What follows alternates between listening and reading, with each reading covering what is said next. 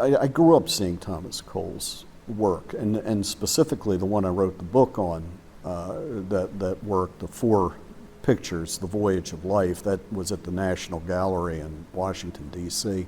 And I grew up visiting that gallery quite a lot with my family, and I was always very much attracted to those 4 immense paintings.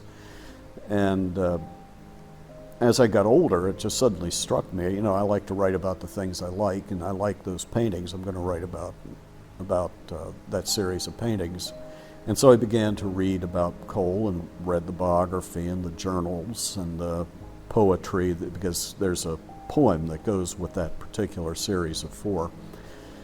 And discovered he was very much a contemplative, and with a very interesting way of painting, painting from the lowest and moving up into basically the vastness, the eternal, the infinite of the sky. And so he's incredibly detailed, and yet he has this sense that everything's moving in the direction of that which transcends.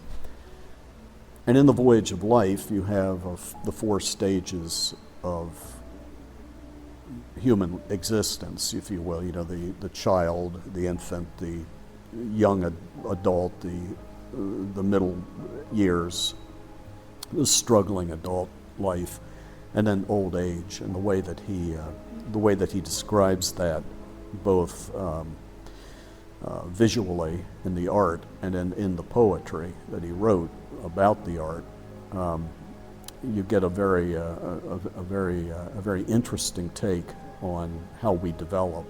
So lots of psychological insight threaded through with his very deep spirituality. He became an Anglican later in life. He died at, I think, 47 or 48 years old, and he became an Anglican and Episcopalian at 41.